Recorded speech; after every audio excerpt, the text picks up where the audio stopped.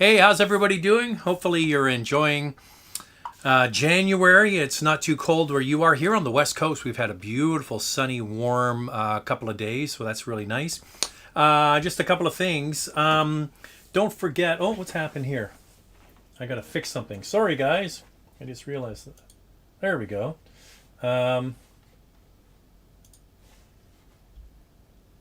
Apologize. There we go. My mistake. All right. Don't forget Car Cost Canada. Sign up. Use the promo code MotorMouth to become an expert member. And we have a new video feature that's going to be dropping every Tuesday. If you follow Andrea on Instagram, there's Andrea in front of the Cadillac. Her Instagram handle is motormouth_Andrea. So grab your phone now and type in motormouth_Andrea. You'll see her. She does every Sunday this comparison on Instagram of a couple of cars that we've already reviewed. And we were out walking the dog yesterday, and I said, you know, people really like it on Instagram. And it's kind of taken off there. People post lots of comments. I said, well, why don't we do a video version of that? So that's exactly what we did. I just finished editing it. It's uploaded, so it's going to drop every Tuesday. It's a comparison video between two vehicles. The first one is the Lexus IS and the new Acura TLX. So watch that. Be kind. It's our first one tomorrow. I think they turned out pretty well. Okay, so a couple of things. What's coming up? Escalade. There's Andrew with the Escalade. That's going to drop on Saturday. Upcoming vehicles. We have the Lexus NX. We just picked that up today. We have the CX-30 Turbo towards the end of the month. Subaru Forester, Audi Q5, the new Hyundai Elantra. We have the Sonata N line, the CX-5, and a whole bunch more. Let's get into some pictures here. First of all, we want to say hi to Claude, who sent this in. This is a GTI 2015. Thanks, Claude, for sending that in. A nice looking car. And speaking of 2015 GTIs, I met one of the people that watches these videos on a regular basis, Dave Reimer. And I was picking up this car, which was the Porsche 928, to do one of my Survivor series. And Dave was at Core Cars looking at a Cayman. And he showed me his 2015 GTI, beautiful white one. So it was kind of nice to meet him. All right. It was nice. It wasn't kind of nice to meet him. It was nice to meet him. What is this? They're saying the audio is not in sync again. Really? Is it that bad? Oh, God. I give up. I give up. Okay, let's get into the questions. Hi, Zach. Happy Monday. You said it takes several days to film edit one of your videos. What are the steps? Okay, so today's Monday. Today is pick up and drop off day. So dropped the Cadillac Escalade, picked up the Lexus NX. Came home, and then we went out and we did a bunch of Instagram photos for Andrea. That's day one. So she has pictures to start promoting the vehicle and everything online. Tomorrow, this is just because the weather's good here. Tomorrow the weather's going to be good, so we do what we call car-to-car and drive-bys. So that's when we put the camera on our Cayenne, and we drive next to the car, and the car drives back and forth. Those are car-to-cars. And then we do drive-bys where I videotape Andrea as she drives by in the car. So that's day two. And then on Wednesday, just happens to be a few days in a row, is the day we're actually going to do our what we call stand-ups in our in-cars. That's the hi, how are you? Here's the car. And then all of our driving and talking will be done on Wednesday. Now, it's not always in that order. It just happens that the weather is good, so we're going to knock all that stuff down pretty early. What might happen is we might get the car today and it's going to be raining for 2 or 3 days, so we have to wait until the end of the week and then jam it all in at the end of the week. So that's kind of how it works. And then in between that, I'm back here in the edit suite editing the videos that are going to be coming out. So now we have this new video every Tuesday. That's the comparison video. Trying to do one of the Survivor Series cars every Friday, and then our regular review, the his and her review, drops on Saturday. So I apologize about the audio being out of sync. I check it before we go out, and it looks fine from my end. So I apologize about that. I think we're just going to push forward anyway. Mark is here saying, just wanted your opinion between the Audi A4 and the Acura TLX, just in regards to build quality. Which one would you recommend? I like both of them. I'm a big fan, if you watch this regularly, of the Audi A4. I just think it's such a clean, simple execution of a sort of entry-level luxury sedan. I like the interior. I like the clean, simple design of the dash. I'm a big fan of that product. But you know, we don't live in a bubble here, and I think that the TLX offers more power. It's got a 10-speed automatic transmission. They're about the same size. In terms of reliability, I would say it's probably a bit of a push. I would suggest that Audi's quality has come way up, and Acura's quality has diminished a little bit over the years. I think you're going to be about equal on that. In your review of the Mazda 3 Turbo, have you noticed the range on a full tank? Many reviewers seem to say that the gas tank is small. We only had the car for a day. I apologize, Sam. We got the car for a one-day test drive. That was just so, you know, all the people that were supposed to get it before the embargo had a chance to drive it. So I can't really comment on that. Oh, by the way, Buffalo Bills won on the weekend. Come in, Jack. I brought you options here. So what do you have? Like a Bex or a Corona? Sit, Jack. Sit. What do you have? Bex and Corona? Yeah. I'm going to go Bex. All right. I'll bring this upstairs then. Where's the opener? Attaboy. So, who's going to win the Super Bowl? If Mahomes is out, the Bills. You think the Bills will win the whole thing? If Mahomes is out. If he's not, could be a bit of a stretch. And what's with the new shirt? Oh, yeah. Yeah, Suns jersey. Have you got a stain on it already? Just kidding. Get out of here. All right. Well, that's not. Thanks for the beer. No problem. That old gag never gets old, I tell you. Oh, that's good and cold. What were we talking about? I can't remember. Oh, the Bills. That's what I was talking about. Yeah, the Bills. The Bills won. I think they got a good shot at going all the way. I think it could happen. And as Jack mentioned, you know, if the Chiefs are, Mahomes is healthy or not, that's the big one. Hey, Zach, what are your new car releases you are excited about this year? Well, there's a couple that are maybe I'm not really excited about, but I just want to drive. I want to drive the new Mach-E, which I haven't had a chance to drive. I want to drive the new F-150. Looking forward to the new Acura MDX. I'm looking forward to the new Honda Civic. I mean, that's such an important car. So that's a big one. It's just, so there's nothing really that I'm just like, oh, I can't wait. But, the Volkswagen ID4. I'm looking forward to driving that. What else is there? Yeah, there's lots. That's the great thing about this job, is that you don't have to wait long, and there's going to be something new and exciting coming. There's so many good cars out there. You know, there's not really bad cars anymore. It just comes down to the execution and how they made it work.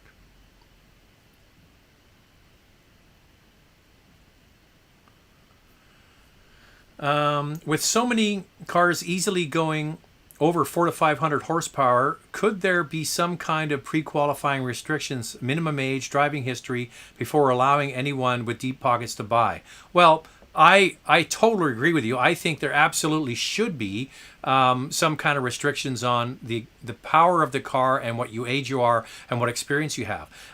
You know, a lot of people, you know, gave me the gears because I'm always going on about how much I like the GTI, but then we didn't buy a GTI for Jack and his brother to drive. It's a family car, but they're going to be learning to drive on it. We got a Honda Civic, and people said, oh, if you like the GTI so much, why don't you get a GTI? Well, I don't want them driving a 228 horsepower little hot hatchback. I want them driving 148 or 158 horsepower Honda Civic. I mean, that's just the right amount of slow. So I do agree with you. There's a lot of young, new money that buys, I see Lamborghinis, all kinds of cars. I think it's crazy to allow your kid to have a car like that. Car Geek is saying, I'm thinking between a 3 and 4-year-old used mid-size sports sedan. What would your choice be? E-Class, 5 Series, Lexus GS, and why? If you just wanted to buy a car and drive it and not worry about it, the GS is a no-brainer. There are less GS around, and I think that because the GS is being discontinued, that there might actually be an opportunity to have a car that maybe holds its value a little bit better. I would go somewhere like Canadian Black Book and look at what the projected depreciation is on all 3 of them. Let me just see. I just want to check something here. Some people are saying that the audio is in sync. Some of your people are saying not in sync. Other people saying that it's being disconnected. Hopefully we're still working. But a 3 to 4-year-old E-Class and a 3 to 4-year-old 5 Series, there's lots of those around off lease. The GS is a very nice car, lovely interior, not as powerful as some of the higher performance models of the other 2, but kind of unique and different, and might be the choice. Great reliability, of course. Andrew's here. Good evening from Montreal. Nice to see you. Super pumped about the F-Pace facelift. Wondering when it's hitting the Canadian market. I don't know. I'll have to send an email to my PR connection. Have you driven any of the following U.S. muscle cars, and what are your thoughts in terms of dynamics? Taurus SHO, Charger RT, and Chevy SS. I've driven the SHO. The RT, I'm trying to remember if it was an RT. Driven the Hellcat. The Chevy SS, I believe I drove that on the track. The one that's missing is the Mustang. In my opinion, that's the one I like. If I was going to buy an American muscle car, I would get the Mustang. I just like the size of it. See, I think that the Charger and the Challenger are a little bit big. Same with the Chevy. I think that the great thing about the Mustang, in my opinion, is just right sized. Barrick is back. Another week, another question. In the market for a mid-size pickup truck. Tacoma, TRD Pro, Jeep Gladiator, and Mojave. No, you're a Taco Owners Act. Between the 2, which do you think is best? I just go back to just resale value. And they're both going to have excellent resale value. But I call it the bank of Toyota for a reason. You're going to buy a TRD Pro. First of all, good luck getting one. And then when you want to sell it, you're going to get a big chunk of that money back. And that's why I would go Tacoma. Brian is saying, your wife got the Wrangler on the top 10 list. It seems like you didn't want it there. What did you want in its place, and what was your opinion is unworthy?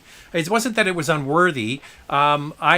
She really wanted it in the top 10 list because she had so much fun for the very first time driving off-road and getting it dirty and all that. And I get that. I do like the Wrangler. The current one is so much better than ever before. So it's not that I didn't like the Wrangler. I just thought it held up a space for something else. Off the top of my head, I'd have to look back at what I would have put in its place. But that was the only reason that she really pushed for the Wrangler, is because it was a fun new experience for her. But yeah, the Wrangler is a very worthy product. I can't remember what the other one was that I wanted to have in there. Oh, I know what it was. It was the Nissan Sentra. I wanted to put the Sentra in. But that would have been 2 from Nissan. That would have been the Rogue and the Sentra. But the new Sentra is fantastic.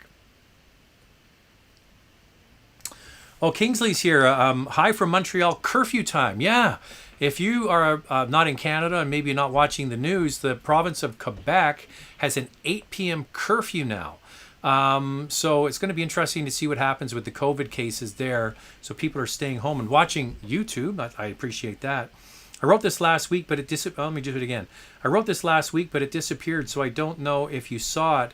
If you won the Lotto Max with ultra expensive, luxurious, or sports vehicles, would you splurge on? Well, the first thing I would do is I would get a Singer Porsche, a Singer-inspired Porsche. That's what I would buy.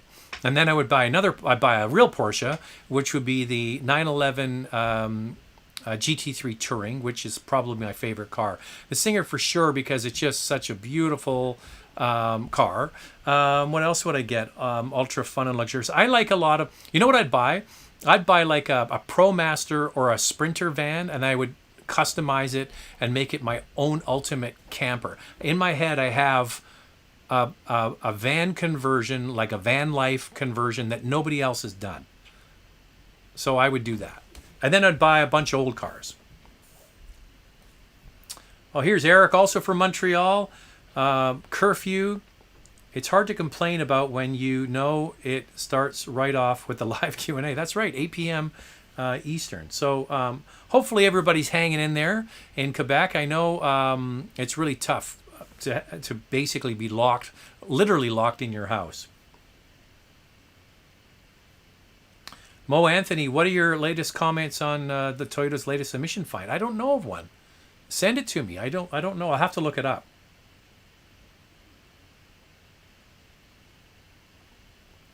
It's not the first time you reviewed the CX40, if I'm not mistaken. I think you want the XC40. It's not the first time you reviewed the XC40, if I'm not mistaken. No. I've driven it when it first came out about 4 years ago. There is another video of it. We have a super chat. I'm going to go down to the super chat because that's the whole point of the super chat, is you get to bump up to the top of the list. Would love to see you behind the scenes video of how Andrew and you go about shooting the videos. Love you guys. It's not a bad way to do. Maybe we will do that. I want to do a video with Andrea, just sort of getting to know her background. A lot of people aren't aware. You know, she obviously just showed up in the videos, but we've been married for a long time, and she has a broadcasting background like me. That's where we met, in radio, and then she left radio and then worked for Pepsi. And then stayed home with the kids. So yeah, she's a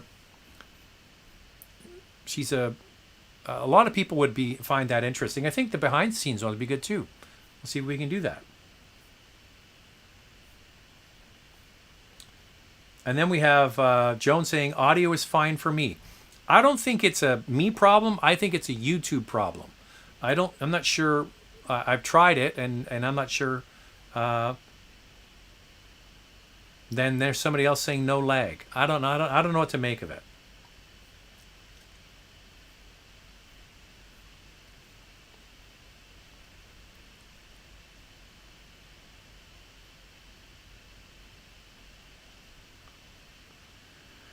Okay. Hi, Zach. Great review of the Audi Q3. Did you find the VW Golf All-Track underpowered or just enough? Hey, listen. I would like a more powerful one, but I think it's absolutely fine. And I like your handle. Wagons are cool. I think it's fine. Yeah, absolutely. It could use more power. I mean, I like to get an R version here in North America, but that's not going to happen. So I think that if you are thinking about getting a wagon, a Volkswagen, there might still be some brand new 2019 versions around, because they made a lot of them, and there's some dealers I think still have a few around, is to get one and keep it. They're not coming back, and wagons are going to be disappearing. And I think that, yeah, I really like the All-Track.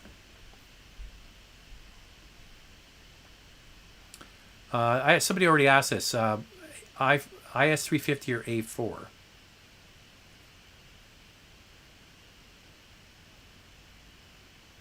There's Andrew saying we have the worst cases in Canada so for all. I mean, you're talking about the COVID cases in Quebec. I think it's Ontario is worse right now. I saw today, I was watching the news conference with the Premier of Ontario talking, Doug Ford, that the cases have come down a little bit in Ontario, but just a little bit. So everybody has to kind of just do what they're told, and we'll get through this. Fortunately, I live here in Vancouver, and the caseload has really just flattened out over the last 2 or 3 weeks, and life is pretty normal here. You can go to restaurants, you can even go to gyms, you can go shopping, shopping malls are open. So life is kind of normal here. It's not what it was before, but it's not totally locked down. So if you kind of follow the rules and you do what you're told and you keep your distance and all that, and everybody does that, then life gets back to kind of normal. So we here on the West Coast, It's not the worst. We're not supposed to travel anywhere through the province, but I'm okay with that. I'm not going anywhere anyway. There's Josh from Montreal as well. A lot of Montrealers today. Bonjour. My youngest brother is looking for a used first car. Has to be all-wheel drive for Quebec winters. Thought of an Impreza Touring or 17 Ford Escape, both with about 65,000 kilometers. Other all-wheel drive suggestions. Impreza's a good choice. What about the little Suzuki, what was it, the SX4? I think that's what it's called. That's kind of a fun little car. All-wheel drive. Yeah, it probably would be Impreza. I would take the Impreza probably over the Ford Escape. You could also look for, if you're looking for an older car, you could get an older used Matrix all-wheel drive. Really kind of slow though. Yeah, those are good choices. Harley Chow says 2019 RAV4 has a lot of recalls and complaints according to Nhtsa. Is it still a safe buy? I would say, yeah. You know, it's because that was the first year for it. And I would suggest, yes, it's probably going to be a safe bet. If you're going to get a new 2021 model, that it's probably going to be fine. I mean, car companies do have teething problems when first years come out. Now, typically Toyota isn't one of them to have a lot, but it was a significant change for that one. I would have no problem recommending RAV4 to anybody.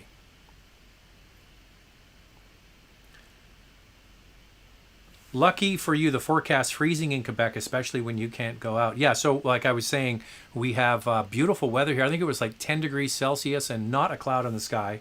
It was a beautiful, sunny day today.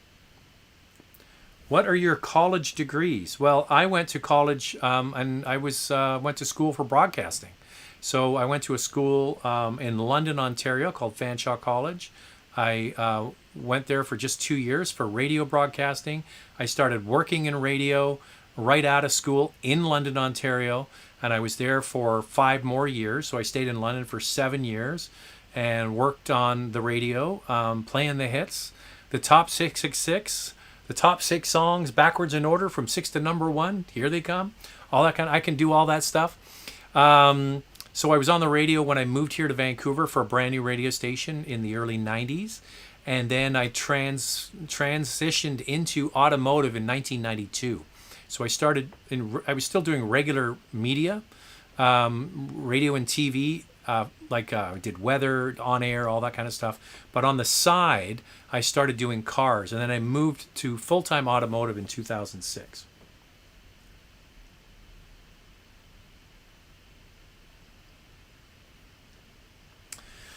Your thoughts on the Type R versus Veloster N? It's funny that the hooligan one is the one with the sober look. I just think that the Type R is got to be one of the nicest cars to drive. I think they just did such a fantastic job with that car, and it's actually really easy to drive every day. I would suggest that the Veloster N on its sharpest settings, I think the suspension might be a little bit more aggressive, but I just think the usefulness of the Civic, the shape of the body, the big cargo area, the nice big back seat, and the fact that it just goes like stink, plus you can drive it every day, no problem, and it's a Honda Civic, that's it for me.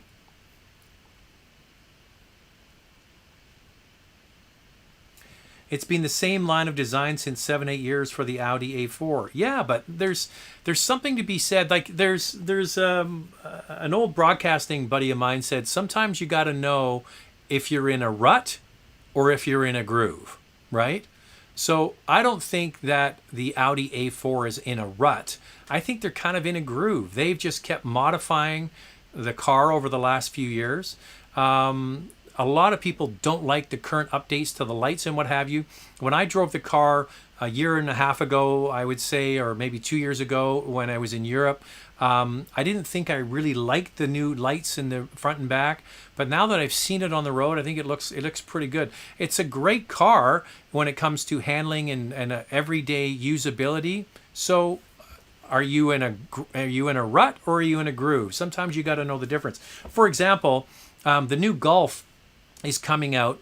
The GTI and the Golf R will get it here in North America, but I've had a chance to drive the Mark 8, the regular Golf. We were supposed to get it, now it's not coming. And it's gone to all of these touch screens on the inside. No volume control for the radio. So sometimes you got to know that you were actually in a groove. You had a good thing going. The instrument panel and the way it worked on the old Golf was pretty damn good. Like, don't screw with it. And a lot of people are put off by that, including me. So I think sometimes car companies have got to, and then, but then you could go down that same path and discussion and say, well, BMW, you could say, is in a groove, but maybe it could be argued that they're in a bit of a rut when it comes to their interior design. They're not moving it along as fast as other brands. So there you go. Dallas Car Wash Channel. Hope you enjoyed the Escalade. I have to tell you, I loved the Cadillac Escalade. What I didn't love is the fuel economy. Holy mother, this thing loved gasoline. The fuel economy was terrible in the city, but now you can get it with a diesel engine. And you guys know me. I love diesels and SUVs. It would be a no-brainer to get way better fuel economy, but the exact same torque. I think it's 39 speakers in this. It's a AKG stereo system. Fantastic sound. And the screens they've done a really good job on that. Most overrated vehicles of the last year. I'm a bit of an outlier on the Genesis GV80. I mean, a lot of people just went mad for that. I'm a bit of an outlier on that. I mean, if you watch this channel regularly, especially these live shows, I point out things about that. I mean, it's good. So I'm not saying it's bad. I'm just saying I don't buy into the hype as much as a lot of other people do. This is a good one. Inflation hedge choice: Bitcoin, gold, or 9/11.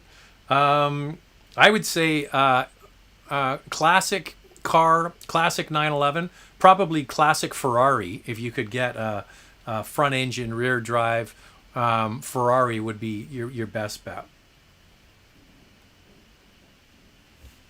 Hey, Zach and Andrea, what's for dinner? Go Buffalo Bills. I think it's pork chops tonight. Pork chops and applesauce. Anybody know the reference? Pork chops and applesauce. You have to be of a certain vintage to know that one. But yeah, go Bills. I took my Bills shirt off and I put it in the drawer. I'm not going to wash it. Now it's got the good mojo. I'm not going to change it. We have another super chat here from Mr. Anti-Ant. Do you feel Mazda is getting lazy with dashboard design? All have the tablet-style dash, and all their vehicles have super similar dash layout. Well, the one thing you've got to know about Mazda is that it is a small company.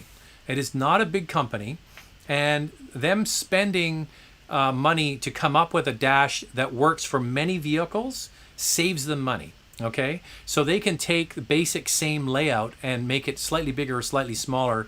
I mean, the dash, not really the screens, across their lineup saves them money. So that's the reason why a small company like Subaru does the same thing, Mazda does the same thing, and then when you get into bigger car brands, you will still see commonality between dashboards and infotainment systems, but there's more than the small companies. Mo is here. Brady Bunch, that's right. Tuppy says Brady Bunch, pork chops and applesauce. And then West Coast, Peter from the Brady Bunch, pork chops and applesauce. I used to love that show when I was a kid. That and the Partridge Family. And Gilligan's Island, that was a home run after school. Showing my age now.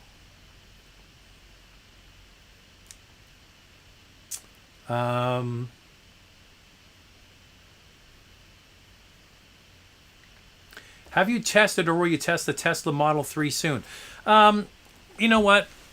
I get asked this a lot, and I probably should be driving the Model 3 and the Model Y and all that kind of stuff, but they just don't do anything for what I would call traditional media. Nothing, zero.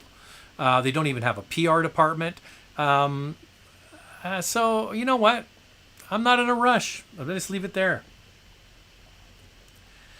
Hey Zach, I'm deciding what model 4Runner to get. The off-road model is about $5,000 over the SR5 model. Do you think the four-wheel drive in the SR5 is all of most would need? Yeah, I think that you would be fine with the SR5. So you're talking about the TRD Pro version of it. So you're getting, I think you get the Fox shocks on that. You get the bigger wheels. You get the special Kevlar tires. I think you get maybe a little bit more protection underneath it. That's all from the memory. I believe the rest of the all-wheel drive or the 4x4 system is the same. So, and it's maybe a slightly higher lift. Okay, and they even have a snorkel version where you can get the the intake for the engine mounted above the roof. So it depends on what you're doing with it. If you're just going on gravel roads and snow and stuff, yeah, SR5 is going to be fine.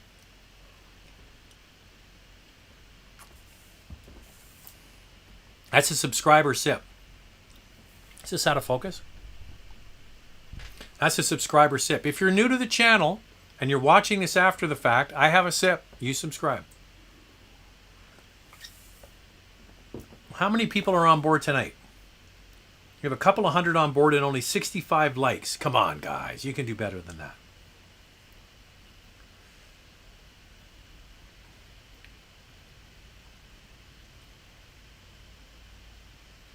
So people, I'm just reading all of these people commenting on whether the audio is in sync or not.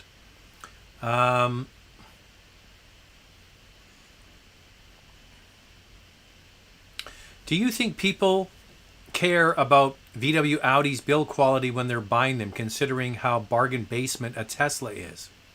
Well, I've said this before. I think that Tesla cars are really appealing to people who are not car people. You know, you're watching this because you're a car person. I'm doing this because I'm a car person. We're car people. And all of the other people that watch this video are car people. I got a news flash for you. I just saw an article today by Lorraine Sommerfeld at driving.ca. 40% of people look at their car as an appliance. That's it. And those people are the ones that buy Teslas. Now, certainly Teslas are quick and all of that. But if you're actually a real car enthusiast and you look at their cars, I believe car enthusiasts look at Teslas and go, why? You know, the fit and finish maybe not that good. The interiors leave me absolutely cold. They have no decoration on the outside at all. I just look at them and I go, not for me, pass, thank you. I'll get something else. But for people who don't care about cars, by the way, that's a lot of people, they love them. They like that appliance. So there you go.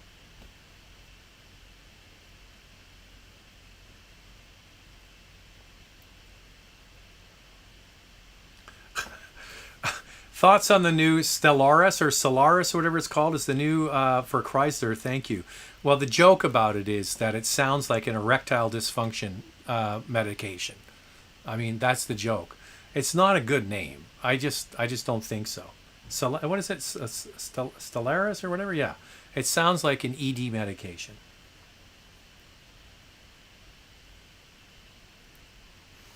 Andrew's got another one. There's been a recall in Tesla in Europe. What are your thoughts? That's another one. I've been so busy working. I haven't had a chance to read all the automotive news. I'll get to it. Speaking of the Civic, great plant tour in Alliston before COVID. Worth the wait if you're in the area. So that's north of Toronto where they make the Civic. They also make the CR-V there. Canada actually does quite well with the I guess they call them transplants. So Honda has Alliston, Ontario, where they make the Civic and the CR-V. Cambridge, they used to make the Corolla. Now it's the RAV4, the Lexus RX, the NX, and the hybrids are all made there.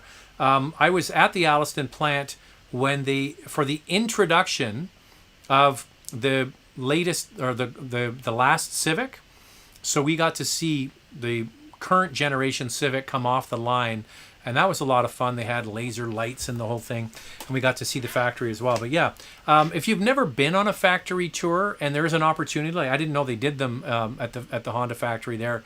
But if you've never been to a car factory it's worth going, because what will shock you is how few people there are in a car factory. It's mostly done by robotics. The cars are put together and welded by robots. So final assembly, when the seats go in and they put the rubber seals around the doors and all that, that is more labor intensive, but the vast majority of it is done by computers and robots. But yeah, it's a good thing to go and do. All right. We have another super chat here. 2019 Acura RDX owners have had a lot of issues with infotainment and engine. Would you recommend buying a used one with less than 20,000 miles? Cheers. Well, you know what? If you are asking me that and you're considering it, maybe that's not the vehicle you want to get. If you wanted to get the previous generation Acura RDX, that is absolutely bulletproof. With the V6 engine and the 6-speed, or did they go to the 8-speed? I think it was still the 6-speed automatic transmission. That thing will run forever. So if you can find one of those, doesn't have all the bells and whistles of the new one, the infotainment system is older but actually easier to use, that thing will just run forever. I have a viewer that contacted me a few months ago down in Washington State, just south of here, and asked me about it, and I said absolutely, the last gen RDX will just run forever. So if you're worried about it and you're asking me about it, that's a bit of a red flag, right? So just keep that in mind. Malcolm's here saying, drove the Cayenne GTS yesterday, 400 kilometer round trip, just prefer closing in on 315,000. Oh, so Malcolm he sent me a picture of his Cayenne GTS. So he's got an 09 Cayenne GTS in this beautiful orangey gold color. I think that's how you would describe it. So Malcolm, right back, what's the name of the color? Anyway, I asked him, does he want to sell it to me? Sell me your Cayenne. He should get the new ones. He's got 315,000 kilometers on it. So my mechanic, I really want to bug him to sell me his. He's got an 09 Cayenne GTS, but you know what's in it? The third pedal. That's right. Manual transmission. Now that, my friends, is a rare Cayenne. But that's cool. He's got 315,000 kilometers on it, and Malcolm says all he's done with it is regular maintenance and oil changes. So what's the name of the color? Right below. Yeah, Stellantis. Stellantis, I think, is the name of FCA's new name. Not a good name.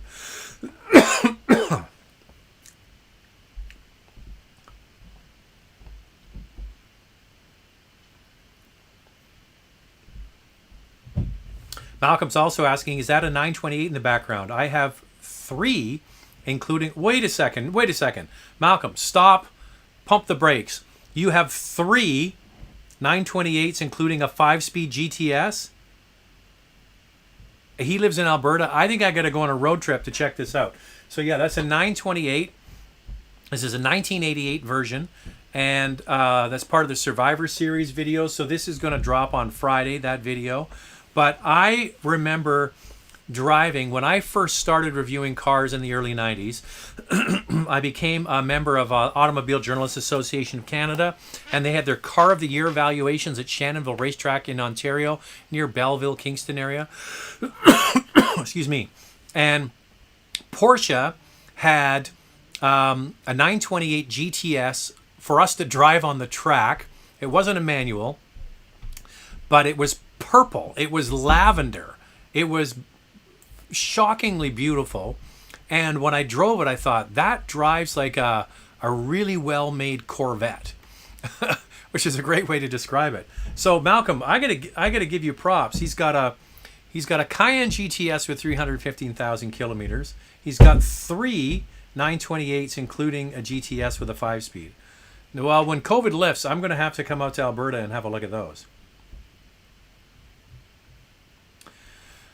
Would the GV70 be more appealing to you? Yes, that is the one that I'm really looking forward to, and the new G70. I think the new G70 styling, I thought maybe lost a little bit of its appeal. Now that I've looked at the pictures again, I think it actually looks good. The GV70 is definitely the one that Genesis has to hit a home run on. And here's my piece of advice to Genesis. Price it properly. Really do yourself a favor.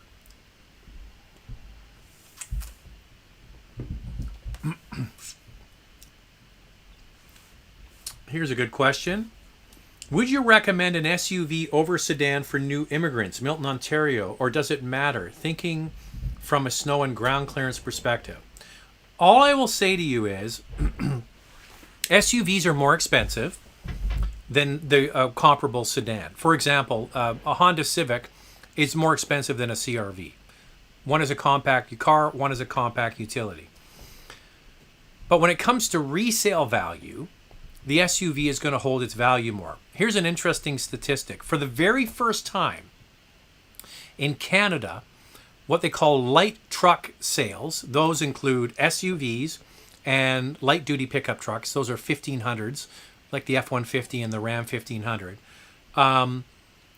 Now account for 80% of sales in Canada. 80. That means all passenger cars, sedans, hatchbacks, is just 20% of the market. And that is moving so quickly, we're going to be up to 90% in the next few years.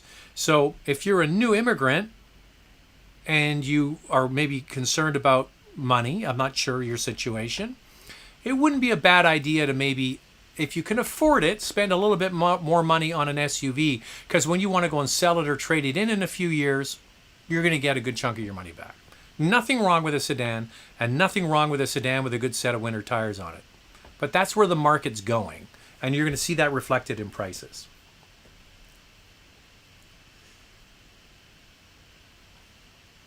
Thoughts on the upcoming BMW iX3? I don't really know enough about it yet, to be honest with you. David G is saying, I agree. I don't understand the hype around Tesla either. It's ugly and the interiors look very low budget. That's what I see. I only see what I see. There's loads of Teslas around. I walk the dog, I look in the window of the Model 3 and I'm like, what the hell? It just does nothing for me. I want my car, I want to close the garage and look back at my car and go, oh, thank you for designing a beautiful car. And I don't see that with Tesla. Foxtrot is saying, have you ever test driven an HR-V? Opinion on it versus the Mazda CX-30. I like the HR-V. Go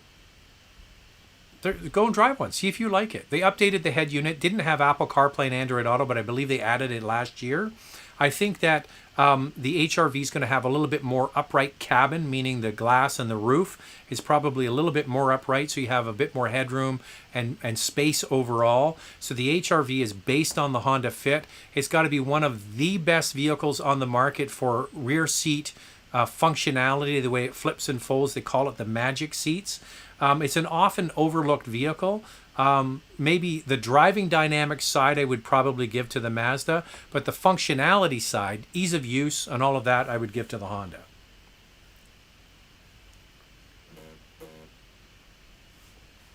Do you think, this is the second time this has come up, do you think with the Koreans taking over that they will essentially end the Toyota brand due to its irrelevance? No. The one thing I'll tell you about Toyota is not going to sit back and let Hyundai and Kia eat their lunch. They might get a little complacent on some of their product lines, but they're not going to do that. I mean, Toyota is such an innovator when it comes to production methods and all those sorts of things. I think that it's probably a pretty safe bet that Toyota is going to up their game. Now, the one thing you also have to remember about Toyota, who is the head of Toyota? That's Akio Toyoda. And he is a car guy. And he is passionate about cars. And he sets the tone for the company. And he is not going to sit back and let the Koreans eat their lunch. So the Koreans have made massive strides. There's absolutely no question about it.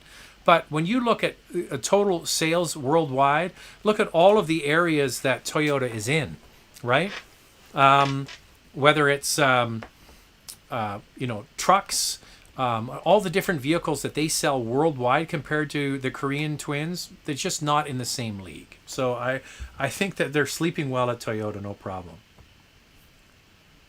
Did Malcolm write back about the color of his Cayenne? Oh, there it is. Malcolm said his GTS is Nordic gold. It's gold, all right. Malcolm, you sell it to me. Come on. He says, come on over anytime. I can't believe you got 3 928s. I love it.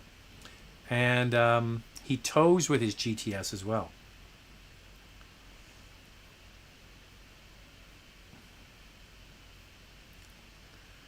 Ricardo is here. Good evening, dear Zach. May I have your opinion on the Pontiac G6 3.5 V6 from 2008? Have you ever test driven it? Once again, greetings from Lima, Peru. Sure, I've driven a Pontiac G6. Didn't sell a lot of them towards the end of the run of Pontiac.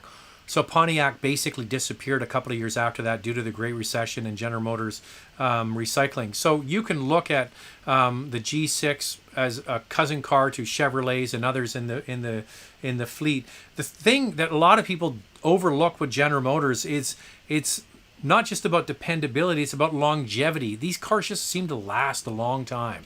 So if you find one that's been well looked after and well maintained, they will run for a long, long time. Nothing fancy about that car. That's about all I can say about it. I love the G8. Now that was a cool ass car. That was the Australian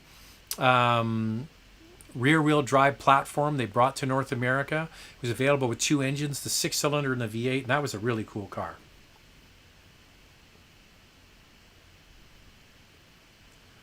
Been seeing rare Acula thefts, including car fob cloning. I don't know about that. William Conrad, manual transmissions, the last thing liberals and conservatives agree upon, and they're being ripped from our clutches. Well, they're not being ripped from anybody. People aren't buying them.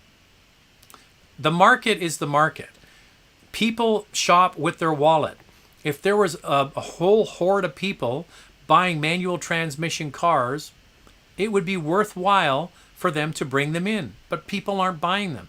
You got to remember, for a car company to bring a car in to the marketplace, there has to be service manuals for it. There has to be training for sales and service. There has to be parts stocked and all those sorts of things. It's not just it's an insignificant thing to say, oh, we're just going to make it available with a manual transmission. A lot goes into it. There's a lot of expense. In Canada, you have to have English and French. I mean, there are costs associated with doing business. And if you have such low numbers, at a certain point, you just say, you know what, we're not going to sell it anymore. It's really going to be the domain of specialty cars. Like you're going to get 911s with manual transmission, Mustangs, some muscle cars, and things like that. But everyday vehicles, the manuals are going to disappear, which is why if you have a passion for it, get one while you can, because they're going to go away. Benjamin Walker, do you think the GLE is the best luxury midsize SUV? I would say it's in the top 3, but I personally like the X5. I think the X5 with the 40i, or the inline 6-cylinder engine, is absolutely just really well done. They did a really good job. Now the GLE I liked, but I prefer the handling dynamics of the X5 because I'm not a fan of the air suspension. The only ones I've driven from GLE have the air suspension. I didn't like it that much. Too soft for my taste. So the X5 plus that inline 6-cylinder engine, even though the GLE has it, is just so well done. So that would be my choice. Number 2 would be the Cayenne. What are us gearheads going to do when the government bans all sales of new internal combustion engines? I think we're a ways off from that. And even all of these broad statements about they're getting rid of, it's going to be only electric. It's not going to be only electric. We are not going to go from less than 5% of sales to 100% electric in the next 8 to 10 years. It isn't going to happen. There's going to be, it might be hybrids. So your new car might have to have some form of electrification, but pure battery electric only by 2030, I don't think it's going to happen. Do you think Do you feel that when Tesla's share price will start dropping, there could be no tomorrow, considering that they are just so massively overvalued, or is it something we average Joes do not? I can't even understand why Tesla is, like what did it split 7 times and then it's run back up. I don't understand how this company that makes 500,000 cars a year is valued more than all of the other car companies together. That makes 0 sense to me. Trust me, there's a lot of brain power and a lot of goodwill with certain brands around the world. So first of all, the engineering might of some of these companies is astronomical, like General Motors and Toyota and the Volkswagen Group.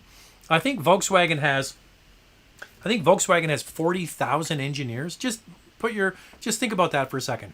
40,000 engineers.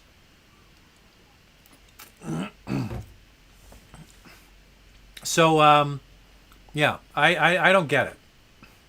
It's a hype. It's a Ponzi scheme.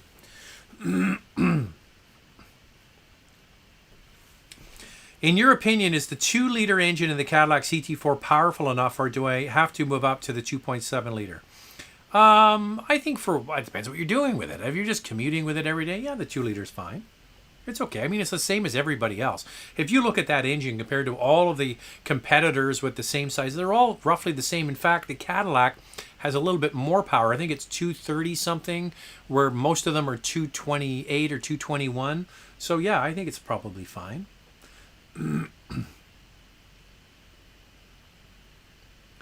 Evan is here. How are you doing? I'm considering either a GMC Terrain or Chevrolet Blazer. Would you prefer among these two? Thanks a lot. A Terrain or the Blazer? Well, the Terrain, I always get the Terrain mixed up. The Terrain is the same one as the Equinox, right? Yeah. I like the Equinox, the Terrain, the GMC. I always get them mixed up. The Acadia is the 3-row. The Terrain is the smaller one. The Blazer is quite unique. It doesn't really look like anything else. A lot of people were disappointed that they didn't go back to a truck, kind of like Ford did with Bronco. But I'm a big fan of the Equinox and the Terrain, I guess the cousin vehicle. Yeah, I think there's much in it, really. They're both, the Blazer's bigger. I've sorted it out in my mind. I'm trying to figure out what they all are. I always forget names. So the GMC SUVs, a lot of them, I mix them up. So the Terrain is a smaller one. It's the same as the Equinox. I have no problem with those at all. And the Blazer's just a little bit bigger. So pick your poison.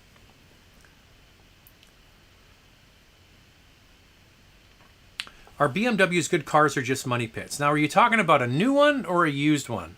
They can be very expensive to maintain. And I believe that BMWs are not what they used to be. I think that they make some great cars to own and lease new, but I would be very wary of them long term when it comes to reliability. I was a big fan of the ones that I had in the 90s. I like those cars.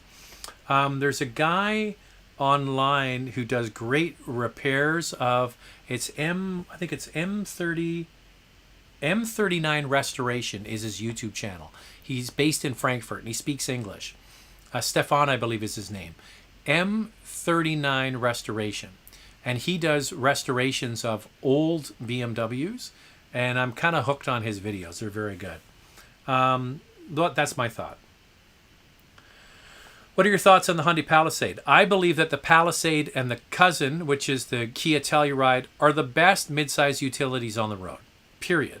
I think they just did a fantastic job with those two products. So yeah, I have no problem with the Palisade.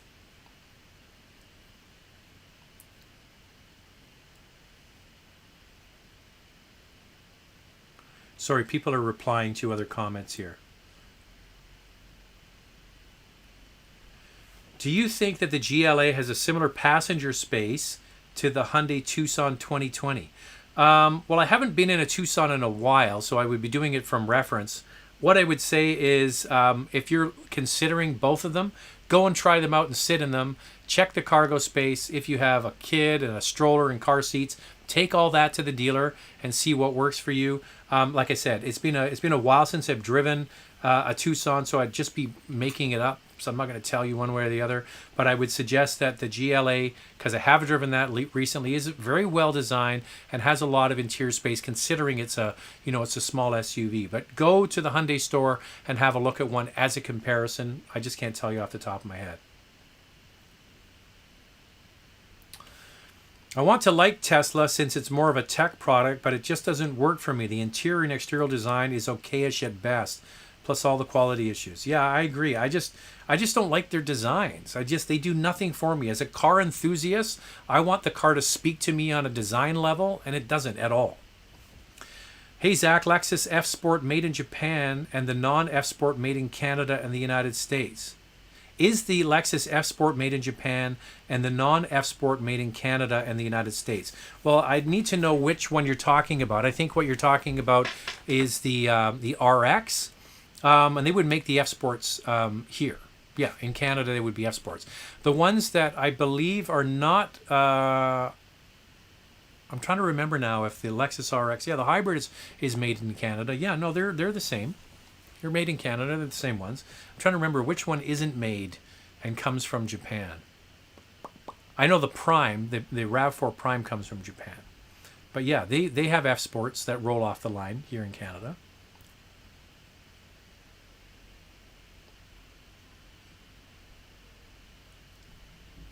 Why don't more premium manufacturers allow regular gas in their cars? Lexus has such an advantage here. It doesn't matter when buying a $60,000 car. I'm not sure what you're referring to about Lexus there.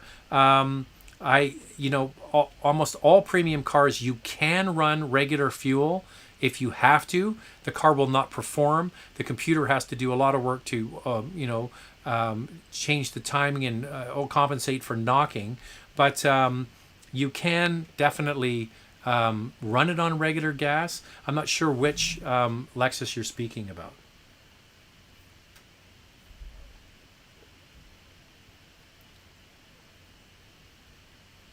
Start buying brand new manuals. I have a 2020 Mustang and a GTI. Well, I love it. Two of my favorites. I love a Mustang and I love a GTI.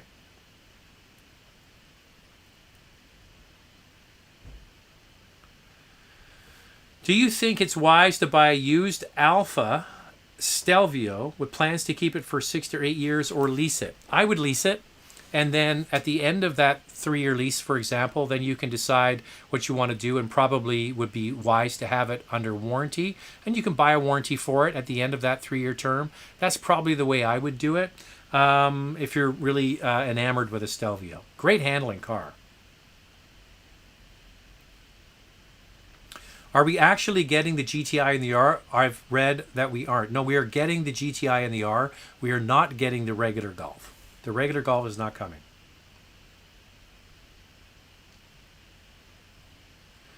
New BMWs are not money pits. Buy new, then they are good to sell after 4 years. But that's a new car.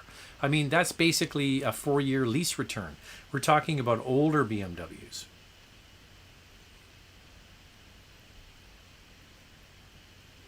Yeah, there you go. That's right. M539 Restoration. N539 Restoration. Excellent channel. Cheers. Stuck in Curfew.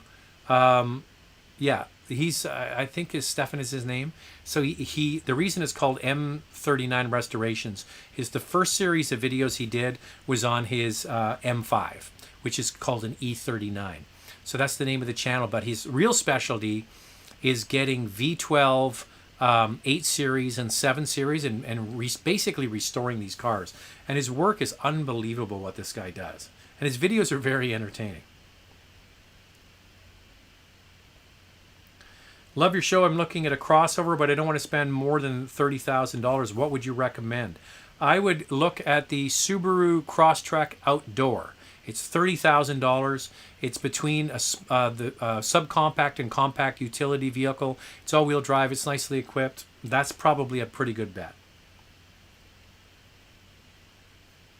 Oh, so it's not Stefan. It's Stren. I don't think he's not German. He sounds like he's Russian or maybe Ukrainian or something like that. He says he's going to do a video on on his background and everything. So yeah.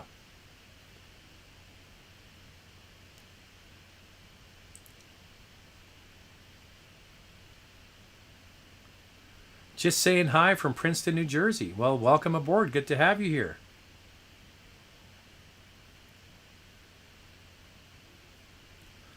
Sorry about the premium fuel comment. We recently sold our Audi and BMW that cars require premium gas, whereas the Lexus, it was recommended.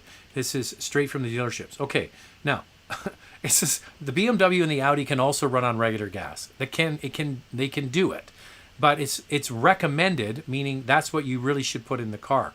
Because they're designed that if you're driving somewhere and you don't have high quality fuel available, and there's no premium gas, maybe you're in the middle of a small town somewhere, you can put regular gas in the car. The engine and the electronics and the computer will compensate for it. Okay?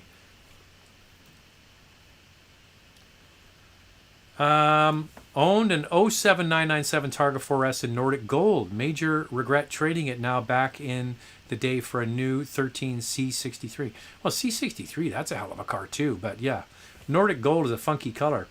Okay, there's an interesting thing. Talking about Malcolm with his 09 GTS in the Nordic Gold.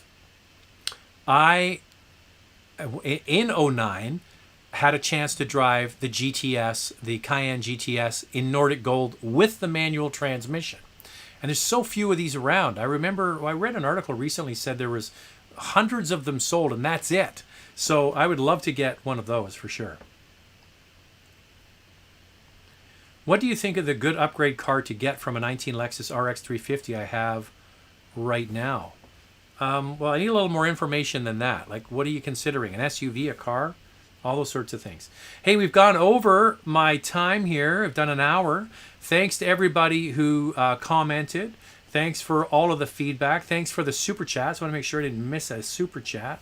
And we'll be back here next Monday. Don't forget, so tomorrow we have our new comparison video that drops, okay?